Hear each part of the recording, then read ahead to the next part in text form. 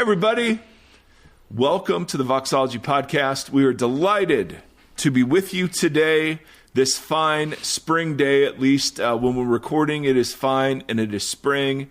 It's about 48 degrees and it's sunny spring here in Nashville. Well, we don't get much of winter, which is great. But when we do, we cancel school just on the drop of a hat. It's fascinating. We were talking this morning. My kids have a ski week coming up, and so it's a whole week off that obviously adults don't get. But I was like, it doesn't snow here enough to ski. So it doesn't snow here, period. So it's a weird, I don't know why fair. Well, you live close to, 2 hours to skiing?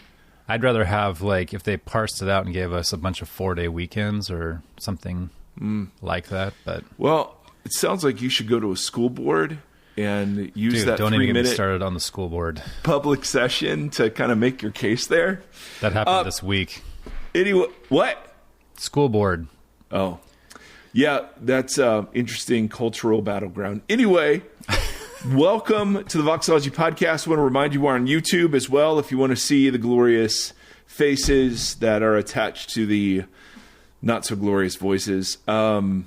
Anyway, we are delighted to be with you today. I've got some thank yous. I've been overdue the last several weeks for some thank yous and some shout outs. So I want to get to those ASAP. I want to thank Eric and Gail and Austin and Joy and Joseph and Michelle and Chris for coming on to support either through tithe.ly, Tithely is what we call it, or Patreon. And we are a crowdfunded 501c3 nonprofit, and so thank you for your kind and generous support. Part of the reason why we can be on YouTube is because of you. So thank you, because we needed to get fancy equipment and all sorts of filters to make our faces presentable, and you can see that they're absolutely failing to do any of that, but. So Timothy, how are you? How was your week? Anything good happened to you? We're just going to start doing it. We're going to make you name good things that happened to you. Man, yep. So it's and good. There's a long pause. I know. I wasn't. Well, this is unplanned. This is a surprise. Partially. I bet if I asked you to name bad things that happened, you wouldn't have to pause. You wouldn't have to be prepped for that. Probably. What does that say about me? Just that you're great. That's all. What good things happened this week? Notice the camera. He's looking around his room. Okay. I didn't realize this was going to take 30 seconds. Yep. To get to. All right. Well, I'm sure you'll think of it later. So it's Super Bowl week, ladies and gentlemen. We're recording this the Friday before Super Bowl. It will be out the Monday after Super Bowl. And there's been a lot of news this week about Jesus making an appearance in the Super Bowl. He's been making appearances all throughout the playoffs, and he now gets spotlighted in a couple commercials in the Super Bowl. Awesome. As part of a campaign called He Gets Us. And so we got a question. This is real. Oh, you haven't seen these? Oh, no. Yeah, you're not really a football person. Yes. So what? Okay, I got to explain this before we get to the question then. For the artists among us, Tim, thank you. You represent a segment of listenership that I need to be reminded exists and is worth loving.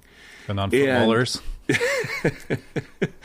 And you can have your baseball moments here, next. This is my last week for football. But there are these commercials where, one of the more prevalent ones, and they're well shot, they're well executed, which is surprising.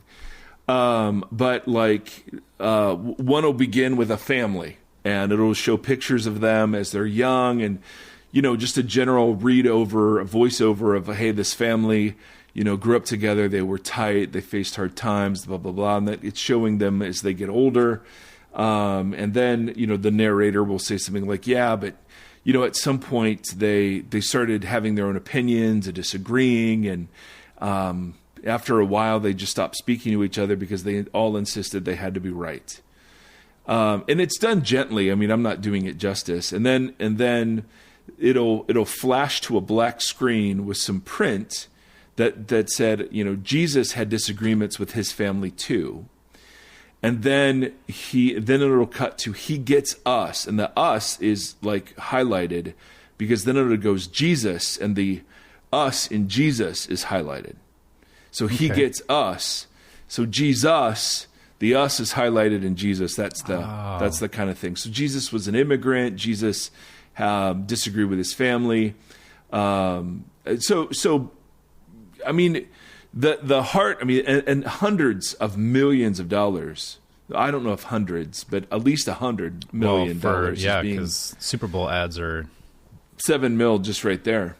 But all that is to say, there has been lots of discussion in Christian circles about these, and we got a question this week about this whole campaign. Wait, who puts it on? Who is? I don't know. It's a group. I don't know the group. She might mention it, but let me just read the question and then see where that takes us. But there are loads of people writing about it and talking about it. If you have a few minutes, can we talk about He Gets Us, which is the name of this campaign? I'd love to hear your thoughts. I know you have lots of great topics on the podcast, so as I write this, I guess I'm pitching more than anything a topic I think would be interesting to cover.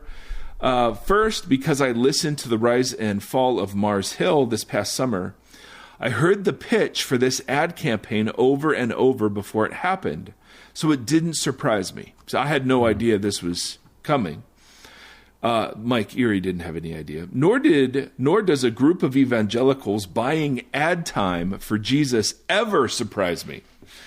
It is so entirely aligned with everything I know about the evangelical psyche. While not surprising, it feels surreal to see people surprised by the ads. This sort of epitomizes the experience of having grown up evangelical in America. It's the experience of both watching secular people puzzle over a public expression of evangelicalism and sincerely joining them in the puzzling. Or rubbernecking may be a more accurate term, even while I can 100% imagine the boardroom conversation and the philanthropic pitches. Let's be honest, any of us who grew up evangelical could play the 6 degrees of Kevin Bacon game with most any evangelical leader. Beyond the surreal experience of watching evangelicals do weird public things, what did, all caps, surprise me was the ads weren't bad. And they're not. They're well filmed. They look professional. They don't, at least on their face, seem to promote a political agenda. The NPR article she linked above, suggests one of the strategies was to appeal to people who felt excluded by the church with Jesus. She asks, really? Why does something within me not trust Hobby Lobby to focus exclusively on appealing to marginalized people with Jesus? Is there another shoe that's going to drop? Do we think that decades of marginalization will be erased or forgotten with a 30-second ad spot? Yes. Why don't we just stop marginalizing people instead of making ad campaigns? Beyond all of this, of course, is the age-old, or at least dating to Marshall McLuhan, argument about whether the medium of Super Bowl TV commercials can actually communicate that Jesus is for marginalized people while feeding literally millions of dollars into mainstream advertising and spectacle. Which is the thing that seems to surprise people on Twitter. Jesus on TV? Is that what we should be about? It reminds me of the 2015-16 cycle when journalists fell over themselves asking how evangelicals could possibly break for Trump, who obviously does not reflect Jesus, betraying that sometimes secular people understand Jesus in their guts better than evangelicals do.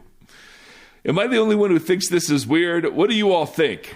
So, besides being one of the most well-written emails I think we have ever received, I think all of the salient points that I would want to make are covered in her analysis. Totally.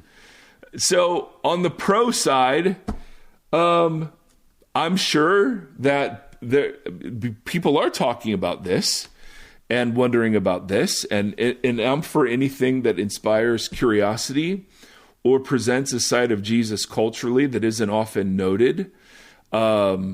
Great. love it. And, my wife, for instance, saw one of them and just was like thrilled Jesus was getting airtime, that it was good, that it was helpful. I look at them and I'm a bit more skeptical, kind of like our questioner, and certainly like my friend Timothy. And so I would have similar concerns. And again, I mean, I don't know. The idea that Jesus needs a PR campaign is, unfortunately very true, but the answer to Jesus needing a PR campaign is PR, and I don't know. I find myself sort of very skeptical along your lines. I mean, Tim, you haven't seen these, so I haven't seen it. Right. I should have. But I think most all the normal points that she people made, have seen them. Well, I don't have TV anymore with commercials. We haven't for years, so I miss ads unless I'm watching baseball. You're missing Jesus. I know, but I would say all the things that she said in her email are reservations that I would have. And then, like with what you just said about public relations and Jesus, that seems antithetical to most of the ways that he presented things also in his time, where he's just like, hey, let's not talk about this way. I want you to go live it this way. Yeah. So this seems kind of opposite of that also, where it's like, does Jesus need a PR campaign, or does he need Christians to be more Christ-like? Well, the church is supposed to be the PR campaign. And when it fails... To the very words of public relation. Right, exactly. Yeah, so my reservations, and again, I mean, there are people who genuinely like these, and I'm sure there are people who are having conversations about these. Hallelujah. I'm not gonna argue with, putting Jesus in very artful ways in front of culture. I'm a fan of that. That's one of the things we try to do ourselves. So I don't want to, But to what end? Well, yeah, I mean, maybe that would be a question, and the use of the medium, of course. How do you, that's very congruent with the megachurch spectacle approach of presenting Jesus to people, right? Which is to present excellent, not always, but present semi-excellent cultural relevance and attaching that to Jesus. Jesus himself obviously didn't present himself that way at all. It's like what was in Dogma, Jesus was a cool, or was that what it was? Jesus was a cool guy, or whatever. The Catholic Church tries to rebrand itself. George Carlin's the, whatever, head of the church in that area, and they're doing it's called the Buddy Jesus. And they redid Jesus doing a thumbs up, and he's like super friendly, and they're trying to make him relevant to the culture at the time. And so it's like Buddy Jesus, like he's your friend. And yeah. I mean, and he gets us. He gets us. Jesus. Yeah. And that's how Mackey's been pronouncing it for years. So maybe he was behind the ad campaign. Yeah. That's Tim Mackey, by the way, of the Bible Project. The Bible Project presents. We love. He is one of us. Jesus. Yes. So I do think there's a great theological point being made that in his humanity, Jesus, of course, relates. The problem with that is it's the beautiful focus on us. That Jesus's job is to relate to us. That Jesus comes, and in a sense, his incarnation does make that point. That Jesus comes suffering, all of the trials and tribulations and frailties of being a human being. But the kind of he gets us, slant on it. On the one hand, that'll preach, right? Because he does. He sympathizes. He's the high priest who sympathizes.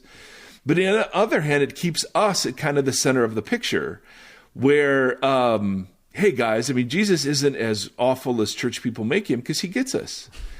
And okay, I mean, cool. But if I were out promoting a message, I would promote a different message than he gets us. It's just an odd place to, I don't know, Super Bowl. But it's perfect, man. We were talking in our little church community about how often the Super Bowl was one of the best Christian outreach events when I was a youth pastor. So we would have a Super Bowl party, and then one of these big organizations would send us a pre-taped videotape of either current or ex football players who were Christians sharing their testimony at halftime. Right. And so, the Super Bowl became this outreach event. And again, it's the classic, hey, let's use something that's culturally relevant. Right. And here are people who, and does God, and can God use those sorts of things? Of course. But it's, excuse me, it reflects a mindset that I think all of us are increasingly skeptical of, which is showing the relevance of Jesus apart from any embodied community. Yeah. Right?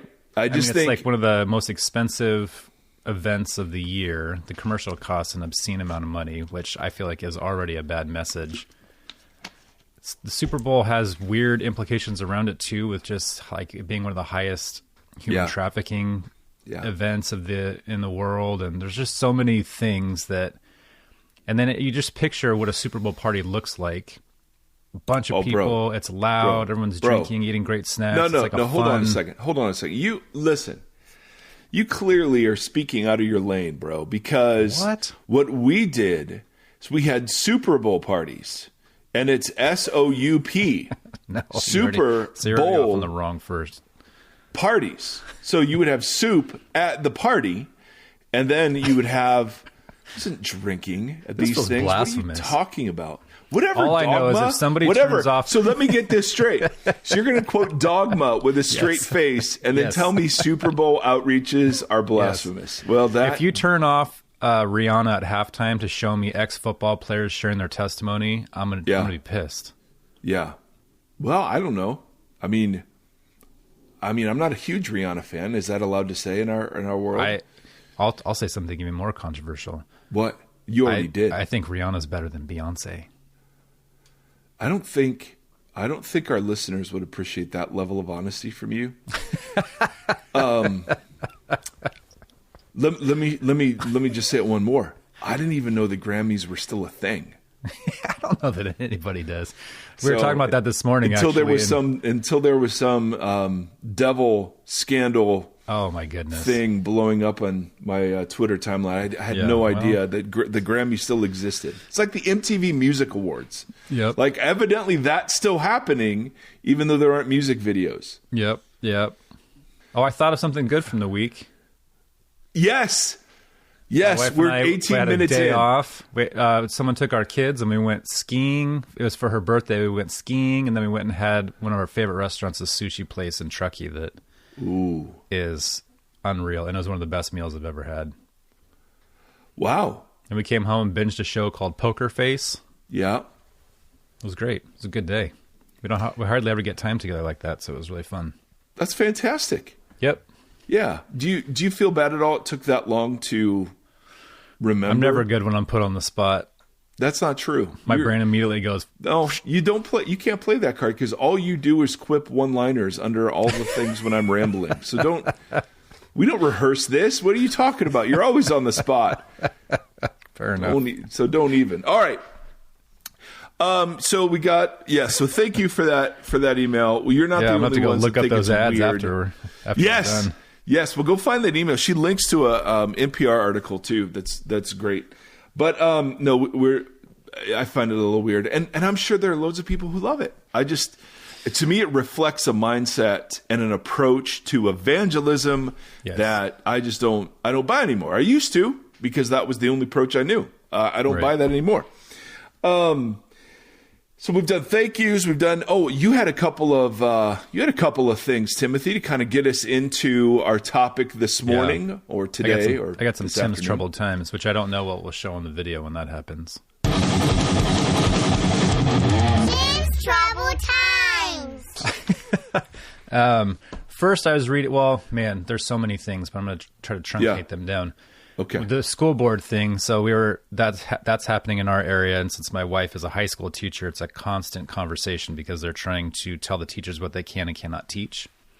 And so there was a big school board meeting that a lot of parents came out to, and that was interesting. But we were having a conversation about how the conservative sect that's causing all of this kerfuffle in America is a small, it's a minority, but they are affecting everything. And so it's a really interesting kind of conversation to look at. How can such a small vocal minority be causing so much havoc everywhere? Yeah. And so, and then the same week, there's an article in Rolling Stone on the death penalty and how we'd only killed 3 people from like 1960 to 2020, like executed, and that Trump pushed through 13. And the way the article talks about it is that it's in a large part an effort to show that as a Republican, he's tough on crime. But it definitely escalates a conversation that Shane Claiborne's been going every his book day. just came out, didn't it? Yeah. And he's been rallying hard on this topic of trying to, because it's not just a Republican thing. You know, Biden went to a summit with a bunch of nations, and a lot of nations vowed off, like, we will no longer execute. We're going to get rid of the death penalty. And America's like, no, we're going to keep it. And there's been a couple that just died this week from that. And so it's a hard conversation as a Christian. It's a hard conversation as an American to justify why we're still killing people, that we're using killing to punish killing and that kind of stuff. And then our mutual friend sent me this page this is from Jared Bias, the guy that's on the tandem to the Bible for Normal People with Pete Enns. But I thought this was good because it kind of talks about, as we're doing Revelation and Christian nationalism and what it means to be a Christian in America. So this is just a little excerpt from that. It says, for example, do I believe in Jesus' resurrection? We most often ask that expecting that we answer based on an idea we have in our head, as though that's what's important. The better question is this: do we trust in Jesus' resurrection? To be honest, that's a question that can only be answered by watching someone's behavior. Otherwise, instead of the resurrection being something that transforms lives and changes how we treat one another, it becomes a fact that we simply check off the list in our head.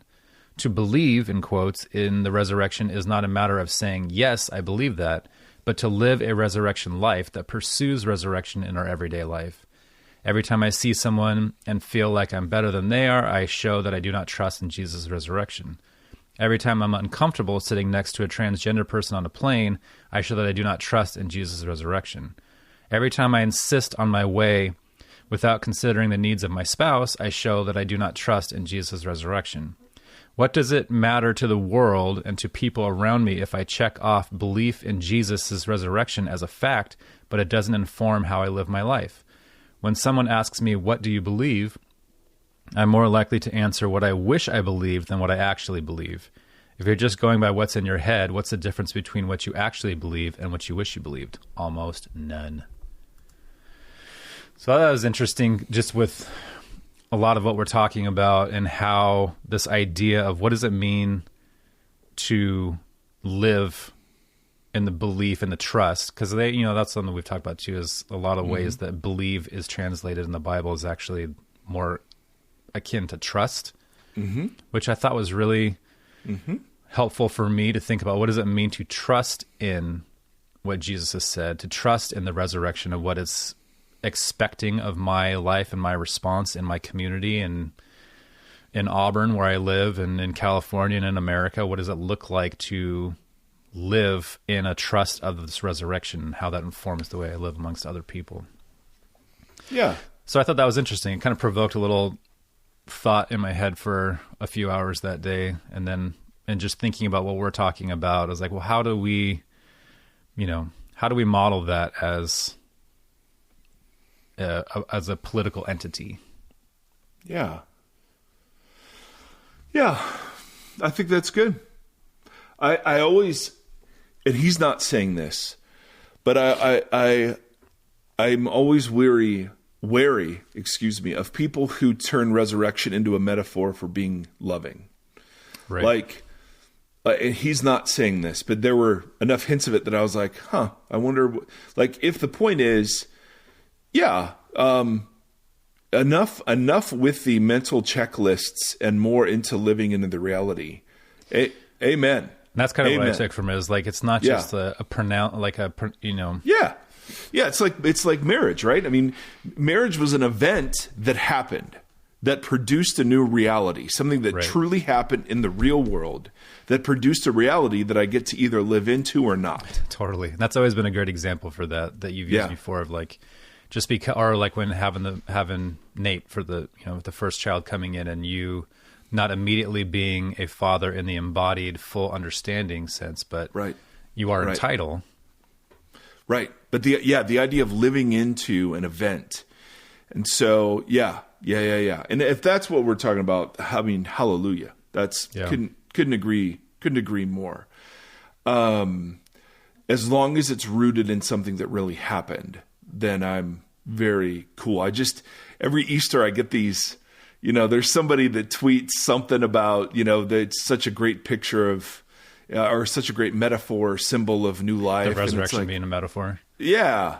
And it's like, well, at that point, I mean, there aren't many things like the apostles sort of said, hey, this is like so central that if you don't believe this, then you're believing something else. But that's sort of one of them. And again, I mean, God bless Jared. I'm not saying anything bad about what your quote was. And that's where my brain went, was to say, yes, we're living in the echoes of an event. And if that event doesn't have real world, exemplification, then, we might as well just believe something else. Right. I think that's where at the root, why I think it stuck out is at the root of deconstruction, as that has become so demonized in conversation. So much of it is that, like, is this a quip? Is this like a thing that I just check off as part of my personality? Like, yes, I am a Christian. Yes, I believe in resurrection. And it's just like pieces of your name tag, or are these things that we embody and live into and understand and know and believe in? What was it that Jesus advocated for, and are we doing that, or are we just claiming his name and being buttheads? Yeah. And that's what it means to take his name in vain, right? To attach his name to some empty thing. Like the Super Bowl. Yes.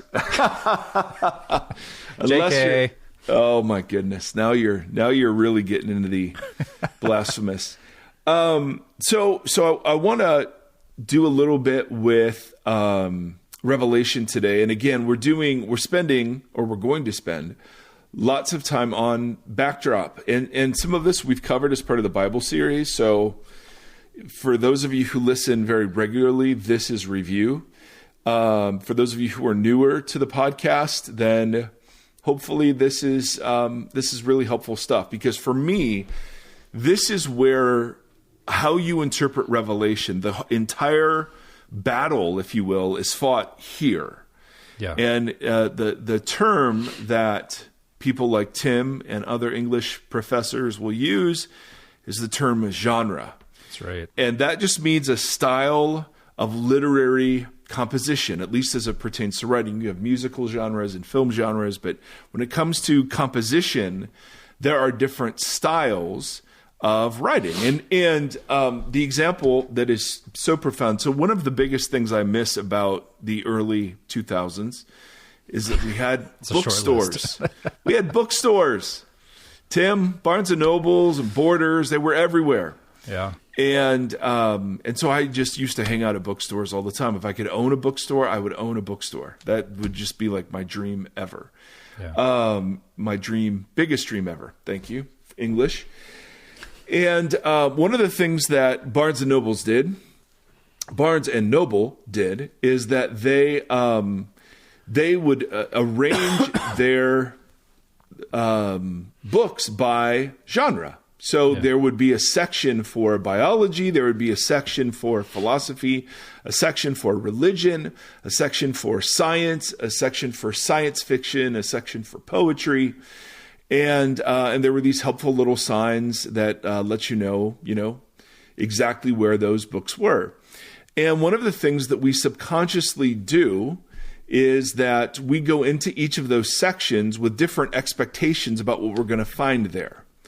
Right? If I go into the science section, I'm expecting to find something much different than if I go into the science fiction section. Right? There are all sorts of assumptions, and I don't even do this consciously. But I carry in assumptions when I'm going to the science fiction section as opposed to the expectations I would have of a science book. If I go to poetry or if I go to history, I have a different set of expectations than I would historical fiction. Totally. Based on a true story is different than, here's the true story that happened as best we can, recollect. And so the issue with the Bible is that the Bible is a Barnes and Noble bookstore of genre, all packed into one book, but without any modern signifiers that we're dealing with massively different forms of literature. Yeah. So the Bible doesn't say, hey, now this is apocalyptic literature, or now this is parabolic literature, or hey, this is historical narrative, or hey, this is like Egyptian love poetry literature, or hey, this is like mythic creation account literature. Like you just open it at page 1 and you read the whole thing as if it were one genre of literature. Yeah. And that's where our dispensationalist friends will say, yes, we read the Bible literally. We open it and here's a 6-day creation, and here's an Exodus, and it's just a reporting of historical facts. And I think there are loads of historical facts in the Bible, but I also think there's loads of symbolism in the Bible. And how do you know which is which? And the answer is genre. What do you call it to say that the Bible should just be open and read literally? And every church I've ever been a part of has had classes on, we're reading the Bible in a year, or we're reading the Bible in X amount of time, just because that's important to do, just to read it cover to cover over and over again. Yep. How would you frame that? Like you're putting expectations on the Bible that the Bible doesn't put on itself. How you would say that?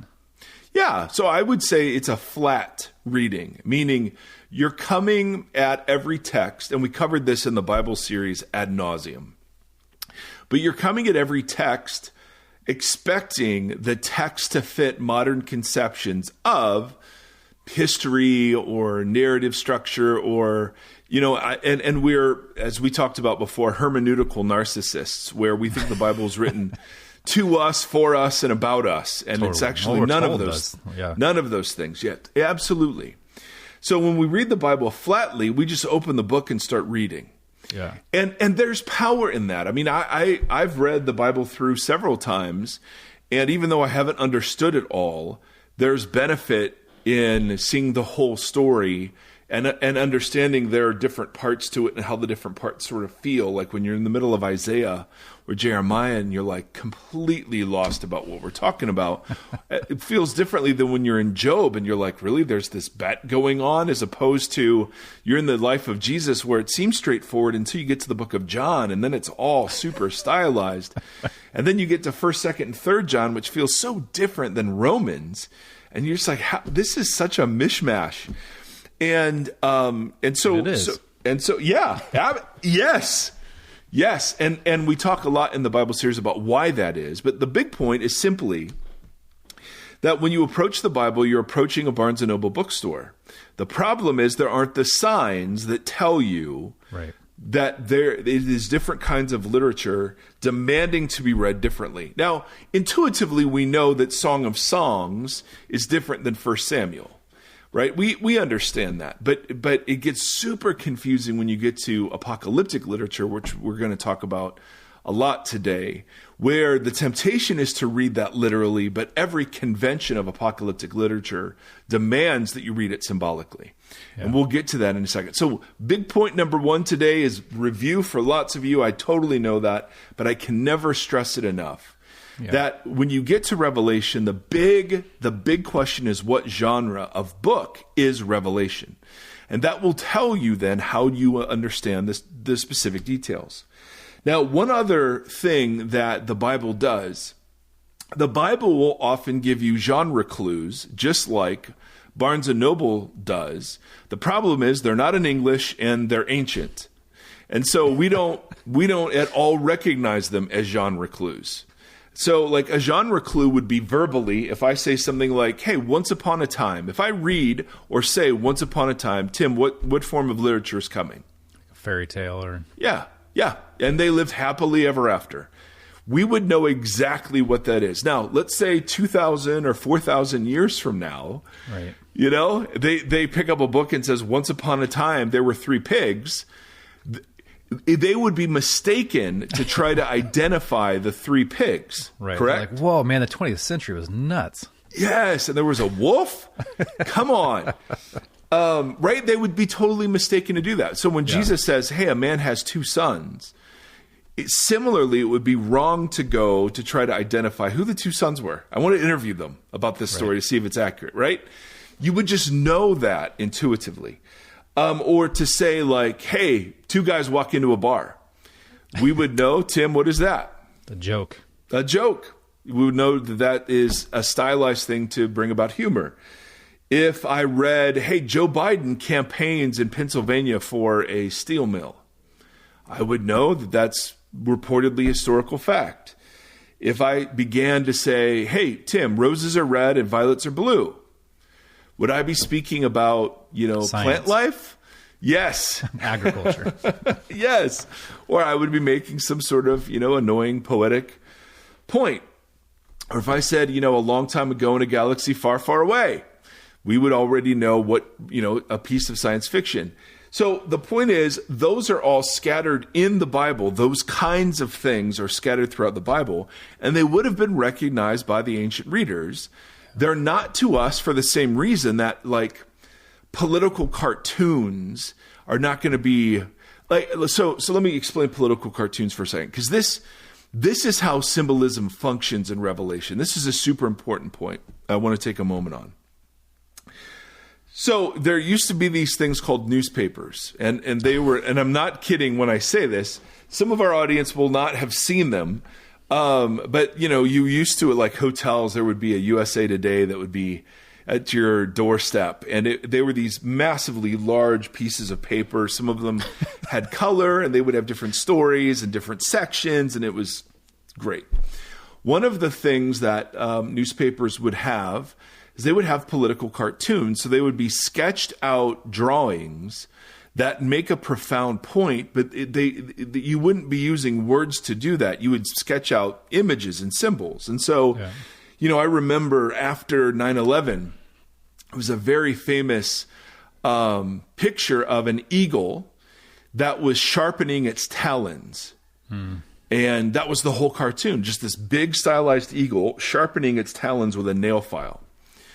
And, 2,000 years from now, you would look at that and say, well, that's kind of an odd photograph, right? Or something. Is this how they fought then? Yeah. They're using eagles. And you would have to do a little bit of cultural homework to know that the eagle stands for the United States, and that something horrible had just happened. And the talons represented the military might of America that was getting ready to be deployed in an act of retaliation and justice against the perpetrators of this heinous thing, right? You would have to do some cultural homework, or there used to be a picture of this old white guy with a white beard and a top hat. And on one shoulder, there would be a donkey whispering into his ear. And on the other shoulder, there was an elephant whispering into his ear.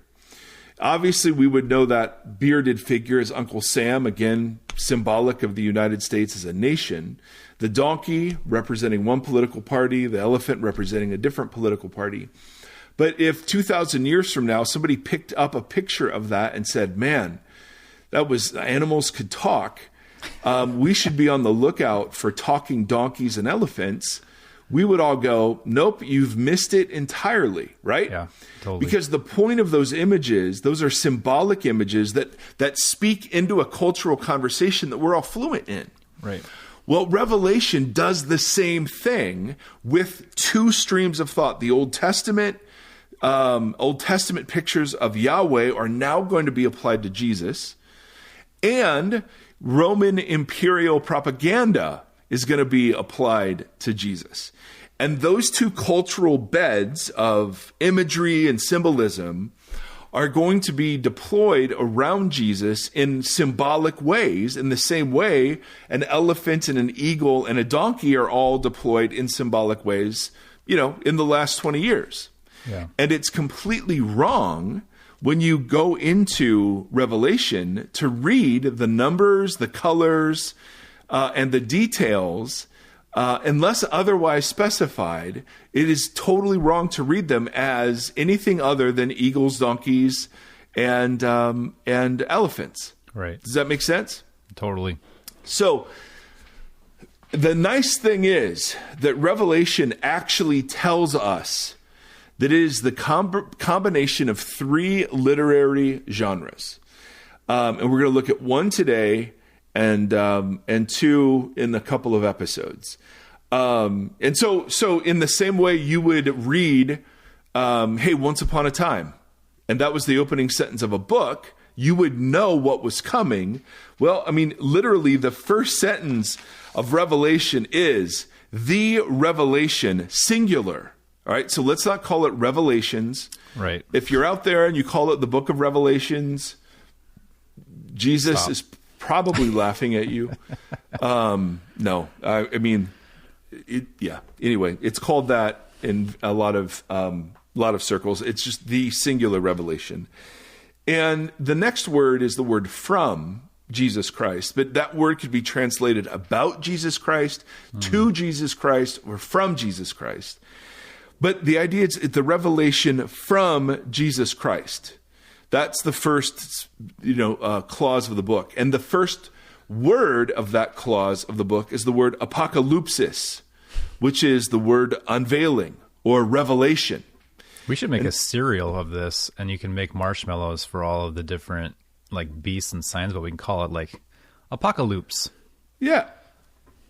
See, when you say things like, hey, I'm not ready off the top of my head, and then you say things like that, Tim, that was really one of the worst you've ever. Remember Matt Miller and I used to always joke about making a cereal for the movie Seven, and you'd have marshmallows for the 7 deadly sins, but then the commercial would just be like, "What's in the box? What's in the box?" You have to see the movie to get that reference. So, ladies and gentlemen, one of the reasons why we have Timothy Stafford on the program, besides he's just an artistic genius and many other things, is that he really represents the reprobate part of our audience and demographic. And if there's if there's a sub-genre within that too, that's even worse. We love Halloween. We're right. quoting Dogma, and we're making cereal out of the movie Seven. Hopefully it'd be low in sugar so that it wouldn't cause gluttony, one of the sins. Anyway, so thank you for that. You're welcome. So apocalypsis is not a cereal. It is a Greek word that means the disclosing of something that was previously hidden but now is being made known. And apocalypsis is also, that's what the Greek word means, but it also refers to a kind of literature that was very, very common in the kind of 2 centuries before and after the life of Jesus. And it was called apocalyptic literature based upon that word, apocalypsis. And the idea is that apocalyptic literature revealed something that was hidden. It unveiled something. You thought, and there are instances of this all over in the Old Testament. There's one instance where the armies of God are threatened, and the prophet says, God, oh my goodness, what are we going to do? And God sort of gives this picture of all of the angels and the armies of heaven combined with the physical armies, and you're like, oh, okay, that's an apocalypse. That's an unveiling or a revelation. So the idea is that this is an unveiling of Jesus Christ, from Jesus Christ, about Jesus Christ, for Jesus Christ, of Jesus Christ. It is not an unveiling of the timing of the end days. It's not an unveiling of the Antichrist. It is not the unveiling of a calendar or a code that you have to decode. It is centrally and exclusively the unveiling of Jesus of Nazareth. Yeah. And when we look at the other 2 genres, that becomes even more clear. All right. So Jesus is at the center of whatever this unveiling turns out to be. So literally the first word is apocalypsis. All right. Then it's a good clue. That's where it starts. Yeah. And again, an ancient reader would read that in the same way we'd read Once Upon a Time and go, oh, yeah. I know. Yeah.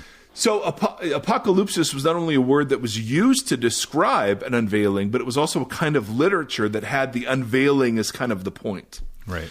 There were all sorts of apocalypses. I mean, you can find them online. There are loads of these. And because we have lots of examples of apocalyptic literature, not only in the Bible, but outside the Bible, we can characterize the normal aspects and conventions of apocalyptic literature. In the same way that there are normal aspects and conventions around science fiction or around, historical narration, there were conventions around apocalyptic literature that we have to utterly and absolutely take into account when we get to the individual verses of Revelation. All right? So there are 8 of these that I just want to quickly highlight, and we're going to come back to these like crazy.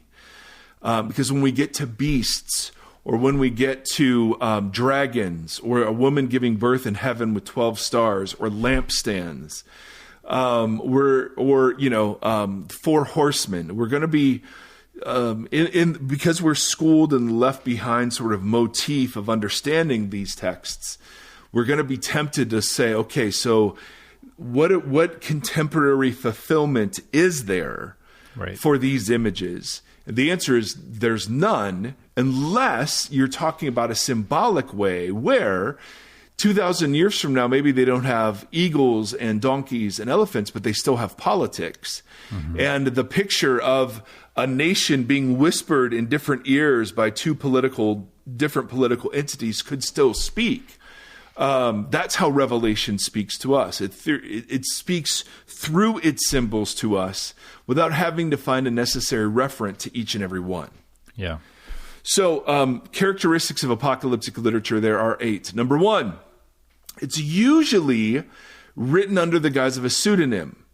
And so you'll have, books written by Moses or Enoch, or it's usually a convention is that it's usually written in the name of some great earlier person.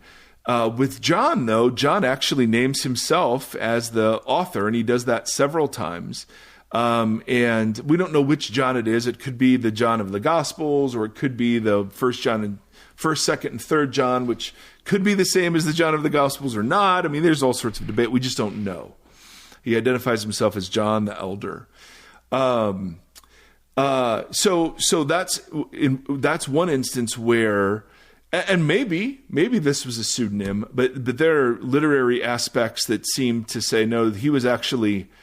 Like that was meant to encourage his audience and comfort his audience. Yeah, why would they use pseudonyms, do you know? Like why would you reference a biblical hero from before if it wasn't from them? From what I understand, it gives them credence. So like if I were to say the book of Enoch, so Enoch is the shadowy, mysterious biblical figure, right, who teleports into heaven, is like one of the oldest people that's ever lived, and only 2 people, I think he and Elijah, are the 2 that get swept up into heaven. And if I say it's the book of Enoch, that gives me all sorts of room to explore the mysteries, the untold gaps in the Enoch story. Same with Abraham, right? There's like or Solomon. And it seems like the convention was that you would use them to give them weight and authority, but they also were characters that allowed for literary invention, because they had very mythic stories, kind of attached to them. But I wouldn't know anything more than that as to why that was the normal convention. Well, it makes it interesting because if John is the actual author and not a pseudonym, it seems like it actually does lend credence to it because it's not grandstanding or like. Well, and we'll actually get to the fact. So John takes this apocalyptic literature and he forms it into an epistle. That's one of the other genres of this. Yeah, that's interesting. And so that's why we don't take John as a pseudonym. We take it because he will say literally, he'll begin and end the book of Revelation in very like similar ways as what Paul would do in Philippians or Ephesians or whatever.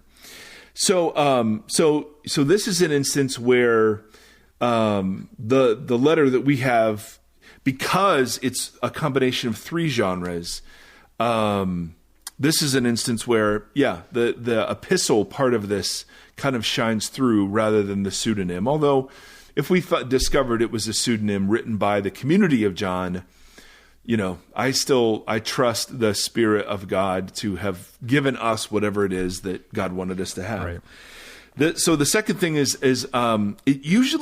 apocalypses usually take a narrative form. And Revelation certainly does that. And that's part of the reason why people want to read it linearly, because it comes to us as a narrative. The problem is, we're going to see this in the heart of the book. There are these repeated cycles of judgment that all end the same way. And so you get these 3 cycles of 7. And I used to think those were cumulative, right? There was one set of 7, and then another set of 7, and then another set of 7. But they all end the same way. So it's 3 7s saying and identifying the same thing in 3 different ways. So even though it comes to us in a narrative form, and that is what makes us tempted to kind of see this literally, is because it says, and then after that, that makes a lot of sense. Yeah, totally it does. But this was normal for apocalypses.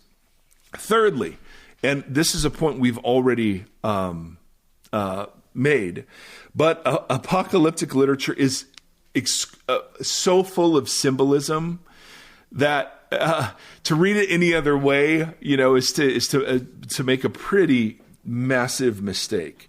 So the first sentence in the book of Revelation is, the revelation from Jesus Christ, which God gave Jesus to show his servants what must soon take place. He made it known by sending his angel to his servant John. Now, this phrase, made it known, is a Greek word that means to signify or symbolize. And a guy named Gregory Beale spends loads of time in his massive and ridiculous and awesome commentary on Revelation talking about how this word that we translate "make it known" means make it known through symbols. And it's a word that is used in the Greek translation of Daniel. And he goes into loads and loads of detail. But the point is, you would have understood John saying, John recording, this is the apocalypsis around and about and for Jesus of Nazareth, which God gave Jesus to give John through intermediaries, messengers or angels. And he did it symbolically. He made it known symbolically to him. And so that's literally the first sentence. And the first sentence huge. Already tells you, it tells you how the rest of the book is to be understood. And if you're wondering, if something's symbolic, it doesn't mean that it's not real. Right? I mean, we do have a Republican Party symbolized by the elephant, and we have a nation symbolized by Uncle Sam, and we have a Democrat Party symbolized by... So just because it's symbolic, it doesn't mean it's real. It means that you cannot take the details of the symbols and turn them into the details of the truth behind the symbols. Right? Fourthly, and boy, this one is so true, apocalyptic literature employs esoteric language that is interpreted through a heavenly intermediary. And you already hear this in verse 1. The revelation of Jesus Christ, which God gave Jesus to show his servant through his angels, must soon take place. So this is like filtered 3 times. God to Jesus, Jesus to the angels to John. That is just a very normal apocalyptic convention. That we're getting a heavenly point of view that cannot be discerned without heavenly help and interpretation. You know? So the apocalyptic, the unveiling isn't done by human insight. The unveiling is done through a heavenly intermediary. Yeah, well, that's a lot right there. A lot right there, baby. Apocalypses are characterized by dualism, that there is always a war between good and evil, and that there are two forces competing for the allegiance of whoever the audience is. Number 6, apocalypses treat the final events as imminent. So John is going to say 7, I think it's 7 times. I'll have to look and double check that, but I think it's 7. What must soon take place? He even leads with this. What must soon take place? And so we're all very tempted to read that as a calendar reference. But he's not talking about literal time there. He's talking about a kind of time, imminent time. Like Revelation isn't a book about ordinary time, chronos. It's a book about kairos, which is unique time. Like, you're going to read this and realize this is a unique time, no matter whenever it is that you read this, because these things will soon take place. And we'll have a whole section on a future podcast about what must soon take place. But those aren't calendar references. Those are imminent references. Like this is happening now, guys. You know what I mean? Yep. And then now there isn't, oh, you mean like it's February, 14th? No. It means it's happening in the great now since Jesus had risen from the dead. Okay. And we'll spend more time on this. Yeah. But again, I'm just showing how Revelation fits into the normal conventions of once upon a time. Yeah. Right? Number 7, apocalyptic literature is written usually by minority communities for minority communities, and it expresses a pessimistic view of the present time. And so we get that in Revelation. That Revelation sees the historical time in which it's written as a time of great falling away, great idolatry, great immorality, and that's totally characteristic of the other apocalypses of its day. So it's written by minority for minority about, and is pessimistic about the present age. So the dualism that we mentioned earlier happens around time. There is this present age and the age to come. Right. Okay, so that's dualistic. It happens around space. There is there is heavenly space and then earthly space. It happens around beings. There are heavenly beings that are good and heavenly beings that are bad. And it happens around people. There are people who are good and people who are bad. And it's very absolutist in its language. And that's what makes it dualistic, right? It's like you're either the sons of light or the sons of darkness. And that those two forces are locked in conflict. Right. So the dualism applies to time and space and to beings. Yeah. All right, all throughout the book.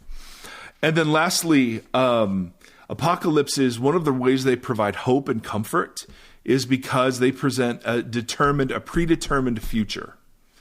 That God wins. So, and that the marginalized people will be vindicated. And so we're going to meet the martyrs.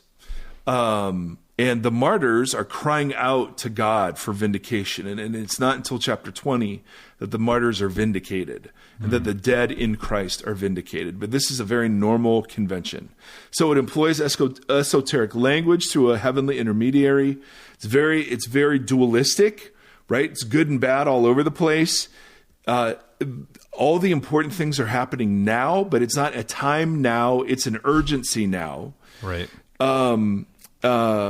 The current situation is pessimistic and not going to get better unless there's some sort of divine rescue. We can't work ourselves out of this, but God does win in the end. There is a determined future. And so the biggest point for our purposes is that Revelation comes to us with a lot of these 8 characteristics. Right. And in no instance are apocalypses meant to be taken literally or turned into calendar dates or even linearly. It's not just that we don't take all of it literally, but very often people will say, yeah, it's symbolic, but then they'll take it linearly and say, oh yeah, then it's just a sequence of events, whenever it happens, whether it's already happened in the past or will happen in the future. And that's not even what this is doing. Right. And that's kind of the stuff with like 1988 and like we just look at this and try to map out so we can understand the when and the where. Yes, exactly right. Exactly right. If you want examples, I mean, there are apocalyptic scenes in Ezekiel and in Daniel, and it's no wonder that, part of the dispensationalist argument is an appeal to Daniel. Right. And Ezekiel and Ezekiel's, vision of a new temple. Because those are all interrelated kinds of literature. Even Jesus speaks apocalyptically, like in Mark 13 or late in Matthew when he sounds like he's talking about the destruction of the temple. And then it seems like he's talking about the Son of Man returning and all sorts of debate about, was that a past thing or a future thing? So there are examples of apocalyptic literature in other places in the Bible.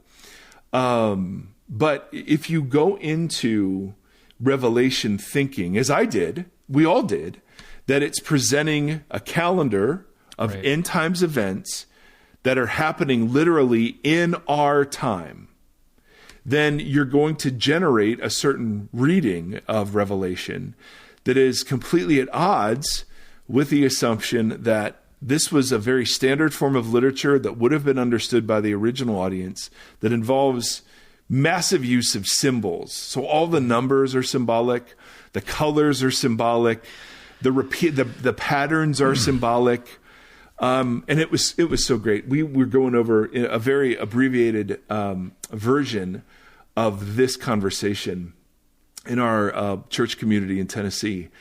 And this wonderful, she's probably 18, 19, 20 years old, and she comes up to me after one of these teachings, and we do a Q&A, and I mean, we give loads of room for people to, disagree. And she just comes up and she's like, I just want you to know I don't buy it. I just don't buy it. I think the numbers are more literal than what you say. And my first thought was, you're in good company. There are really smart people who hold that view. But my second thought was the fact that you, as a young woman, feel comfortable approaching the old white dude on the platform to disagree. Yeah. What a beautiful thing. So as we go through Revelation, the goal isn't that you buy what I'm selling. I'm convinced of it, or I wouldn't be doing this. And I think it is much truer to the text. And I think there's been harm done by different approaches to the book. And so I do want to I do want to erode the use of this book in service to Christian nationalism, in service to hellfire and brimstone, evangelism, in service to keeping people fearful when the book was meant to bring comfort. See, that's the key thing right there. That is what I keep thinking about while you're talking, and I think it's so fascinating, is what is the one thing that people are the most afraid of across the board as humans, and it's death. And then if you couple death with burning for eternity, you have like just a monumental mountain of fear.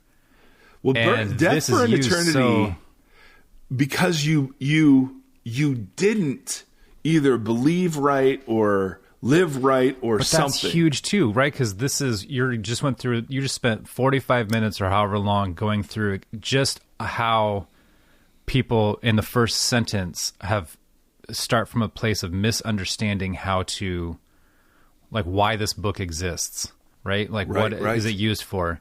And it has been used predominantly. It's just so fascinating. Is Yahweh a God of fear? Right. Is that God's primary motivation to win people over? Right. And is the Bible the sword of truth that's used to intimidate and cause that fear? And most people, I don't think, would use that terminology, but that's exactly how it's been used for so long, is to cultivate fear. And then how do you respond to that fear? And the best way to understand how to navigate fear would be to put a timeline together of how the world is going to end and how to be on the right side of the fence of that. Totally. And it's like, and it's so opposite of that. And it's so invitational and instructional, but instead we're like, I just think it's so interesting how it is. It's been a platform piece of Christianity. And fear, the fear of the Lord is a positive thing. Right. C.S. Lewis used to talk about that a lot in great ways. But the fear of the Lord is like my fear of electricity.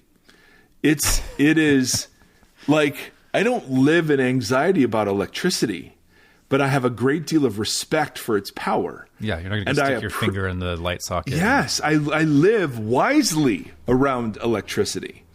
So Yahweh comes, and again, we can talk about all the Old Testament images of Yahweh as angry, and Yahweh as wrathful, and Yahweh as jealous, and Yahweh as threatening his people. And there are conventions, to all of those things.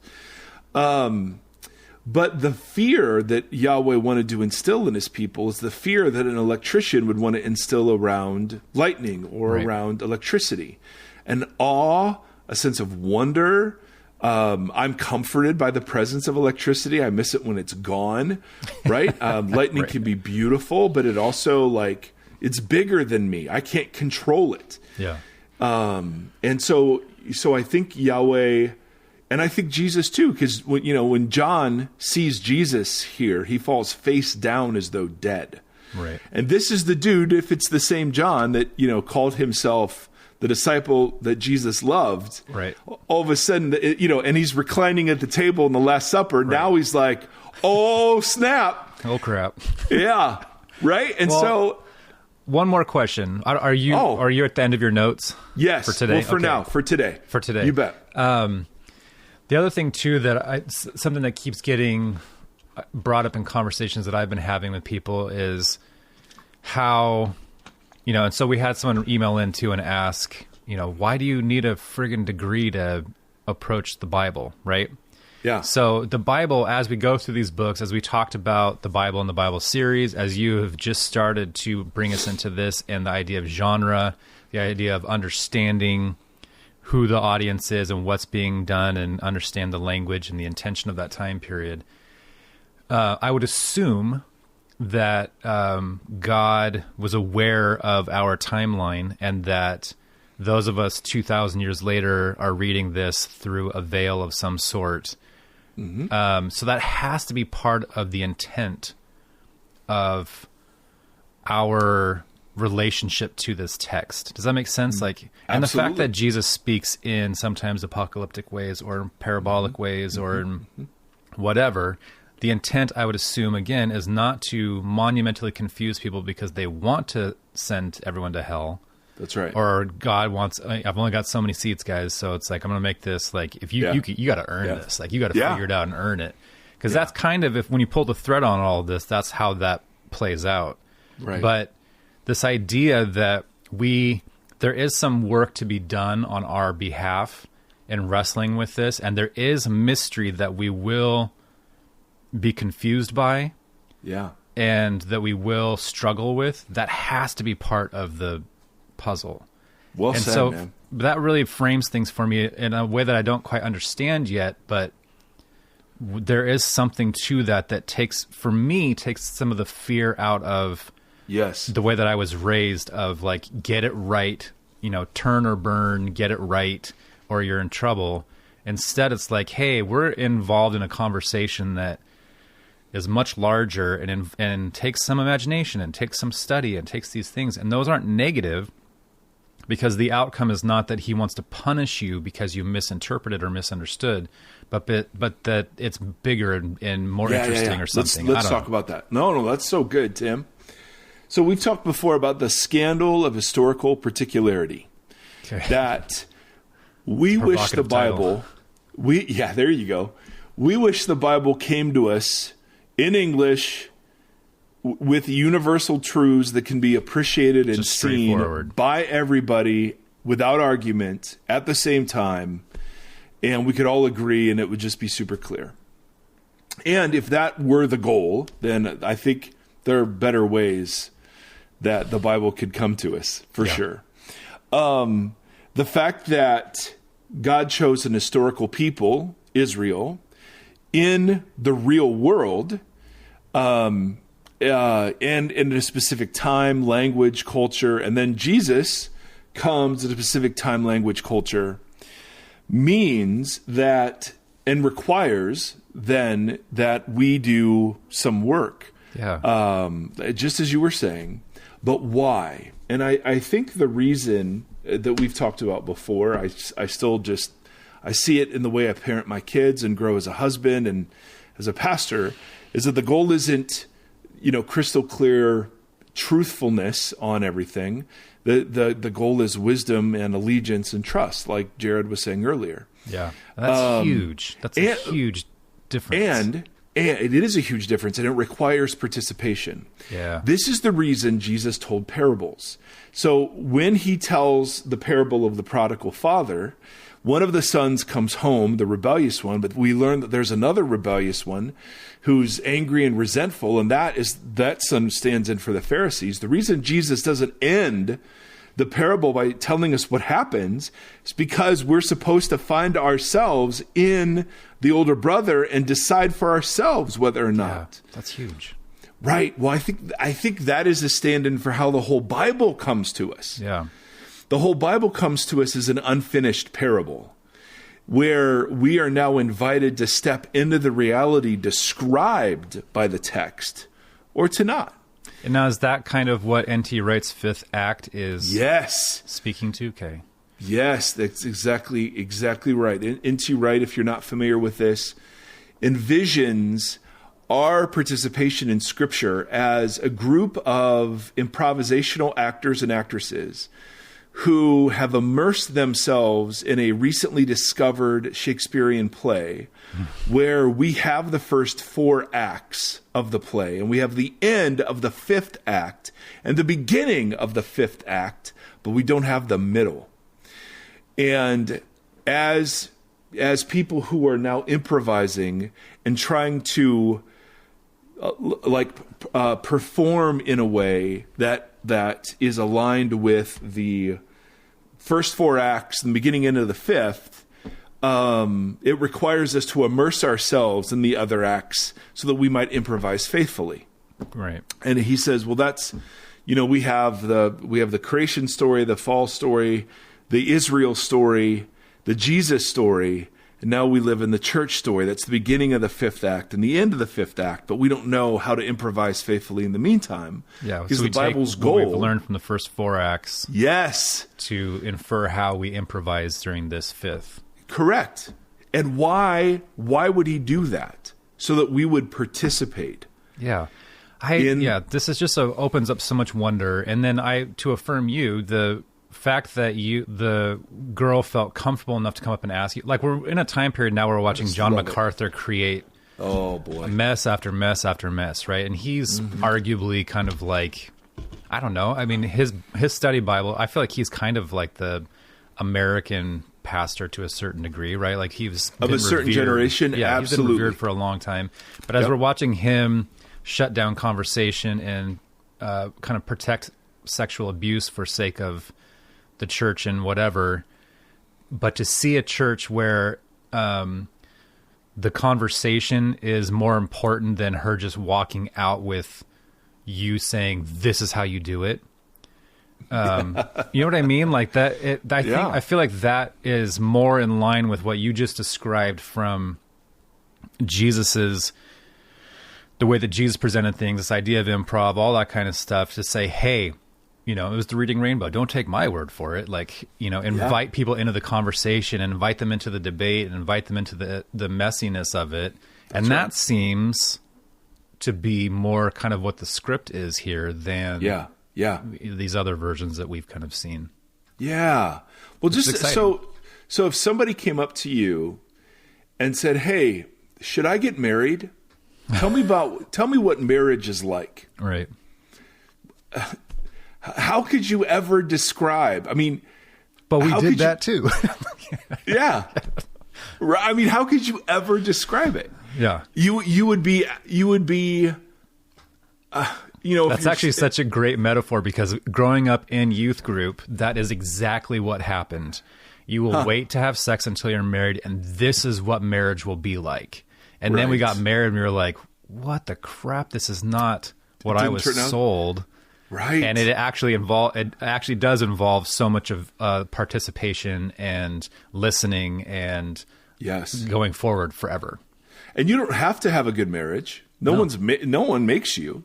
Yeah. But if you are determined to have one, then the cost of participation is high. Yeah, totally. And I don't know. I just see similarities behind this idea of a Jesus who invites us to return into the full image bearing that we're designed for.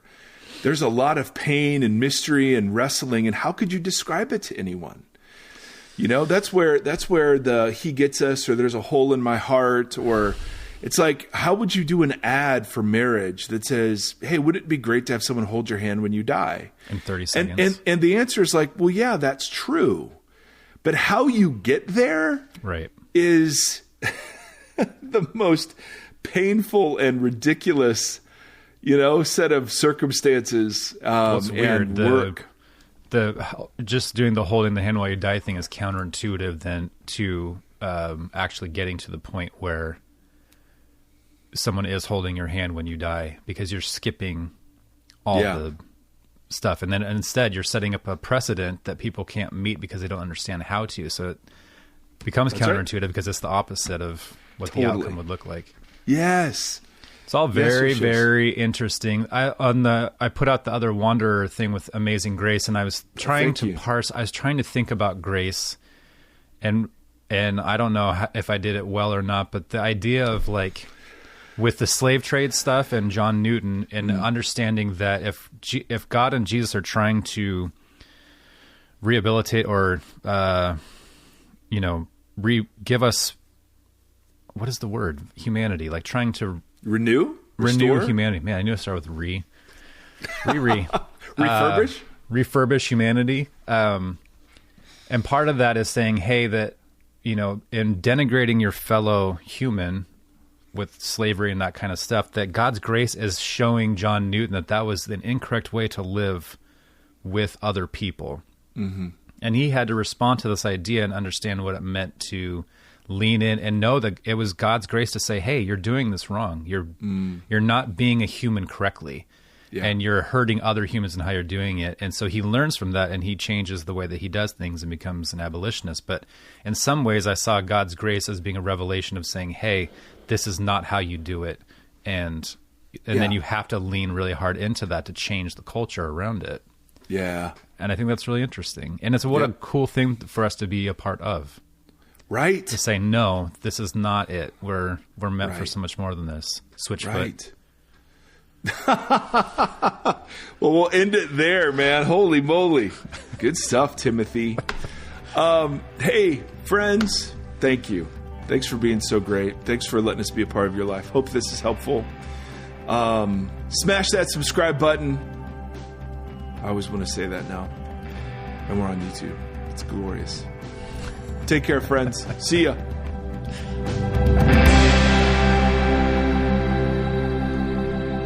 Thank you for listening to this conversation. Voxology is a 501c3 nonprofit organization that is supported by listeners just like yourself. If you'd like to partner with us, you can do so at patreon.com/Voxology. You can also join the community and hang out and chat with us on the socials. Facebook.com/Voxology Podcast and on Instagram @Voxology. Thank you for walking the long road with us.